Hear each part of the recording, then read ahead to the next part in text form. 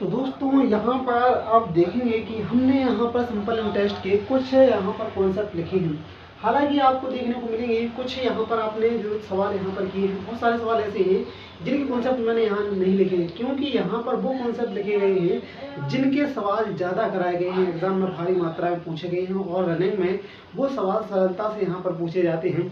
जैसे मैं आपको बताता हूँ कि यहाँ पर मैंने पहला कॉन्सेप्ट लिखा है क्या, समय दर साधारण ब्याज मूलधन से इतना कम है। देखो यहाँ पर हमें क्या होगा कि पहला कॉन्सेप्ट क्या है कि हमें समय दिया होगा, दर भी दी होगी, लेकिन हमसे क्या बोला गया होगा कि साधारण ब्याज है जो मूलधन से इतना कम है, ये कंडीशन हमें यहाँ पर दी गई होगी। ठीक है भाई।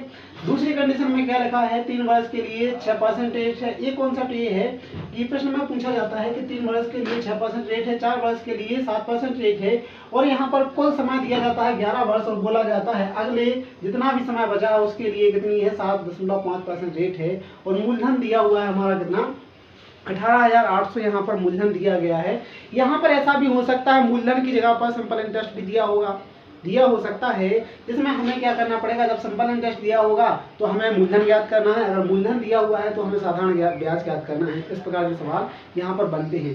फिर थर्ड वाला क्या लिखा है, राम ने सीता से 3 वर्ष के लिए, यहाँ पर एक क्वेश्चन भी बहुत ही फेमस क्वेश्चन है, ये क्वेश्चन एग्जाम में भारी मात्रा में आता है। ये क्वेश्चन कौन सा है, ये वो क्वेश्चन है जो क्या कहता है कि जो राम ने सीता से कुछ पैसे 3 वर्ष के लिए या फिर 6300 रुपए 3 वर्ष के लिए 14% की रेट से लिए हैं और कुछ पैसे उसमें ऐड करके गीता को 3 वर्ष के लिए 16% की रेट पर यहाँ पर दे दिए गए हैं और उसके बाद में उसको लाभ हुआ है, कितना लाभ हुआ है 618 रुपए लाभ हुआ है। तो धनराशि ज्ञात करें, धनराशि उसने पूछी है। इस प्रकार से यहाँ पर कौन सी धनराशि, वो धनराशि जो यहाँ पर राम ने स्वयं से ऐड की थी वो ज्ञात करनी है। ये वाला कॉन्सेप्ट बहुत मैंने इसलिए लिख दिया है क्योंकि ये एग्जाम में भारी मात्रा में पूछने को मिलता है। फिर यहाँ पर लिखा है क्या, कोई धन, फिर लिखा है क्या, कोई धन 3 वर्ष में निश्चित दर से स्वयं का 8 गुना हो जाता है। ये प्रश्न भी बहुत बार एग्जाम में, हर एक एग्जाम में हालांकि ये प्रश्न पूछे जाते हैं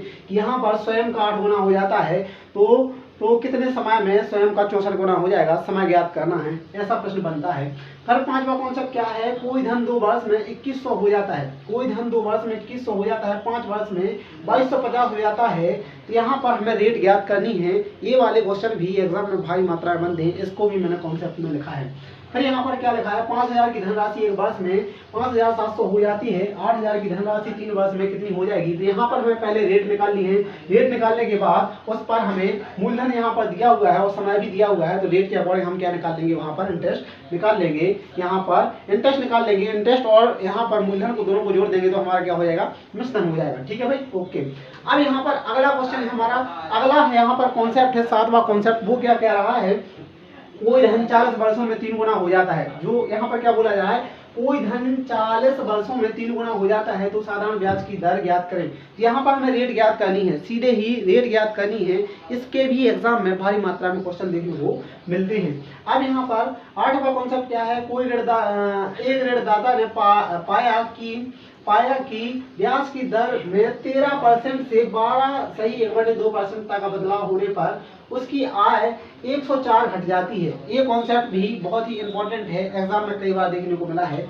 उस साल में मूलधन और मिश्रधन का अनुपात, यहाँ पर ये कॉन्सेप्ट भी बहुत ही भारी मात्रा में, यहाँ पर मैंने अब वो कॉन्सेप्ट लिखे हैं जो यहाँ पर भारी मात्रा में एग्जाम में पूछे गए हैं, वो कॉन्सेप्ट यहाँ पर मैंने लिखे हैं। तो यहाँ पर क्या लिखा है, मूलधन और मिश्रधन का अनुपात कितना है, कितने भाई कुछ साल का, और 3 साल बाद यह अनुपात हो जाता है 5:7 हो जाता है, तो दर ज्ञात करें। यहाँ पर रेट ज्ञात करनी है। फिर इसके बाद में लिखा है 10वां कॉन्सेप्ट क्या है, 5 वर्ष के बाद 4200 के दे ऋण को 10% साधारण ब्याज की दर से चुकाने हेतु प्रति एक किस्त का मूल्य ज्ञात करें। यहाँ पर किस्त वाले प्रश्न भी आपको देखने को मिलेंगे, यहाँ पर किस्त वाले को। अब यहाँ पर जो क्वेश्चन बच रहे हैं, कुछ यहाँ पर क्वेश्चन बच रहे हैं, उन क्वेश्चन को क्या करना है, आपको अपनी स्वयं की स्वयं की अवकलन शक्ति से कॉन्सेप्ट बनाने हैं, इसलिए मैंने बहुत सारे यहाँ पर क्वेश्चन छोड़ दिए हैं। और कुछ क्वेश्चन ऐसे हैं जो अलग अलग कॉन्सेप्ट को दर्शाते हैं। कहने का तात्पर्य है स्वयं को अपना एक कॉन्सेप्ट बताते हैं। तो यहाँ पर बहुत लंबा खिंच जाता है, इसलिए मैंने यहाँ पर थोड़ा संपीड़ित करके यहाँ पर लिखा गया है। तो यहाँ पर आपको क्या करना है, आपको लग रहा है कि नहीं और बहुत सारे क्वेश्चन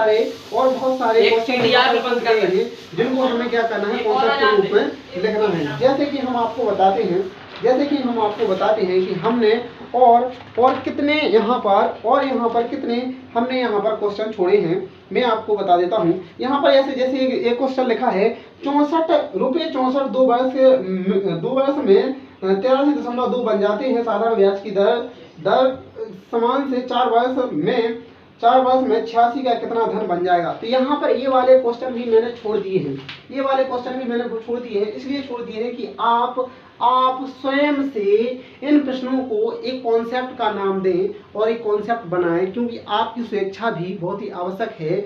मैंने तो जो यहाँ पर इम्पोर्टेंट थे वो लिखा दिए हैं।